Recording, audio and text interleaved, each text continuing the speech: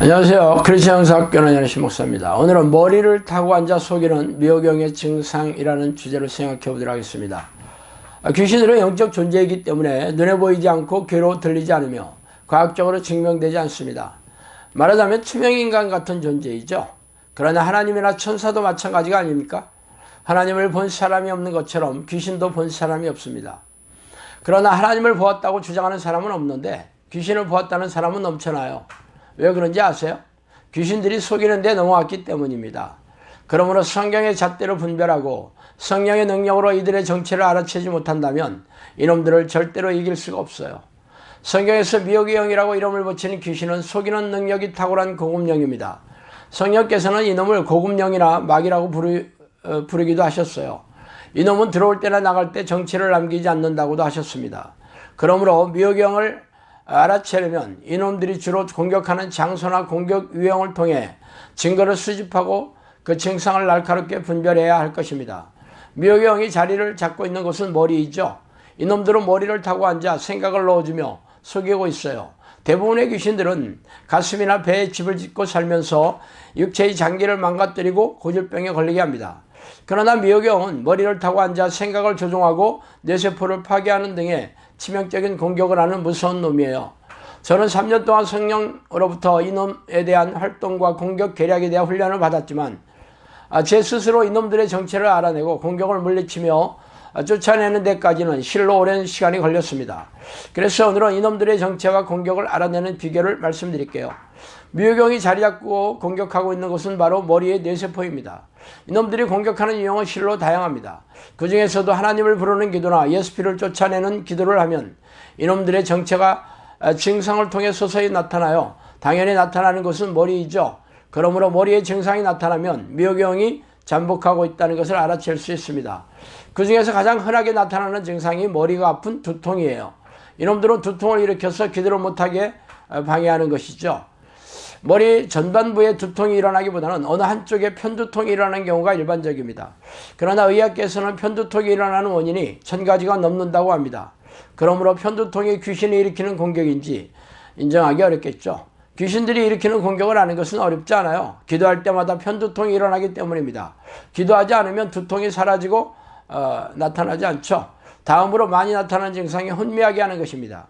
혼미하게 하는 증상은 미혹의 영이 세거나 많이 잠복하는 경우인데 제가 혼미하게 하는 증상을 보이는 사람들을 특별 관리하는 것도 이 이유입니다. 혼미하게 하는 것은 여러 증상으로 나타나요. 이런 증상을 어떤 이들은 입신이라고 말하기도 하는데 기도할 때 정신을 잃는 것이죠. 이런 증상을 보이면 입식 의자에 앉아서 기도하지 마시고 바닥에 앉아 기도해야 합니다. 정신을 잃고 넘어지면서 머리가 찢어지거나 뇌진탕을 일으킬 수 있기 때문이죠. 또한 기도할 때 기도에 집중하지 못하게 공격하여 정신을 멍하게 합니다. 다른 이들을 보면 마치 졸고 있는 것처럼 보이지만 본인은 졸지 않았다고 주장해요. 실제로 깨어있기는 하지만 기도하는 내용에 집중하지 못하죠. 그렇다고 잡념이 들어오거나 공상을 하는 것도 아닙니다. 마치 넋을 잃은 사람처럼 정신줄을 놓고 있다고 보면 됩니다. 이런 사람들은 평소에도 지능이 낮고 판단력이나 집중력, 사회성, 창의성 등의 정신 능력이 현저하게 떨어집니다. 예전에 제가 알고 있던 슈퍼주인은 계산을 하지 못해 도리어 손님에게 물어보곤 했어요. 또한 성경을 읽을 때도 집중이 되지 않아 한 장도 읽지 못했다고 저에게 하소연하곤 했습니다. 이렇게 미혹의 영이 잠복하여 지배하는 사람은 판단력이 부족하고 충동적이고 또 사건 사고를 일으키는 일이 비일비재해요. 또한 미혹의 영이 기도할 때나 설교를 들을 때 혹은 성경을 읽을 때 졸리게 하거나 잠이 들게 하는 공격도 흔합니다. 저에게 상담한 어떤 사람은 설교가 시작되면 아예 예배당 뒤에 장의자에 길게 누워서 잠을 잔다고 한 적도 있었어요. 그러나 이런 증상을 보이지 않지만 미혹의 영의 뇌 속에 잠복한 사람들도 허다합니다. 이런 사람들은 평소에 악몽을 꾸거나 불면증에 시달리는 일이 흔하죠. 그러나 가장 확실한 증거를 알려면 본격적으로 귀신을 쫓아내는 기도 훈련을 해야 합니다. 그것도 적지 않은 시간 동안 고군분투하면서 치열하게 귀신들을 쫓아내야겠죠. 그러면 머리에 기이한 느낌이 나타나기 시작합니다. 머리에서 꿈틀거리는 느낌이나 머리를 옥죄거나 푸는 느낌이 반복적으로 나타나요. 이런 느낌은 기도할 때나 기도하지 않을 때에도 분명하게 차이를 알 수 있어요. 기도할 때의 증상과 기도하지 않았을 때의 증상이 확연하게 차이가 나기 때문입니다. 이놈들이 완전히 사라져야 미혹의 영이 나가고 깨끗하게 청소되었다고 볼 수 있겠죠. 그러나 이런 증상이나 느낌이 나타나려면 적지 않은 시간을 기도해야 합니다. 영상학교에서 많은 시간 기도를 하였지만 아직도 이런 문제가 해결되지 못하는 사람이 더러 있어요. 기이한 것은 이들이 누구보다 기도를 열심히 했다는 것입니다. 그러므로 미호경이 머리를 타고 앉아 오랫동안 잠복한 사람들은 이러한 실체를 알아내는 데까지도 적지 않은 기간 치열한 영적 싸움을 해야 한다는 것을 알아두셔야겠죠. 그러나 누가 보더라도 가장 쉽게 알 수 있는 증상이나 상태는 정신질환이에요. 정신질환은 미호경이 뇌세포를 파괴한 상태이기 때문이죠.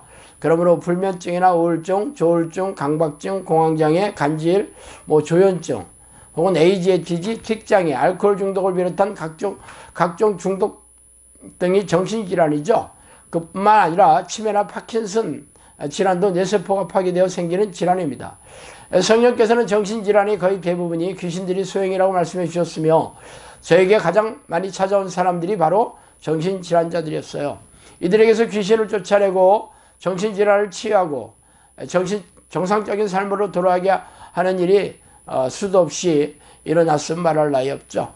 이처럼 저는 귀신의 정체나 공격을 말로만 주장하는 것이 아니라 실제로 귀신을 쫓아내고 정신질환을 치유하고 삶을 회복하는 것으로 제 주장을 증명하고 있습니다.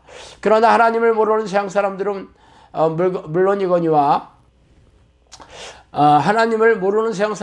물론이거니와 성경을 진리로 믿는 교인들조차 미호경에 무지하며 속수무책으로 당하고 있으니 참으로 안타까운 일이죠. 자, 오늘은 여기까지 하겠습니다. 감사합니다.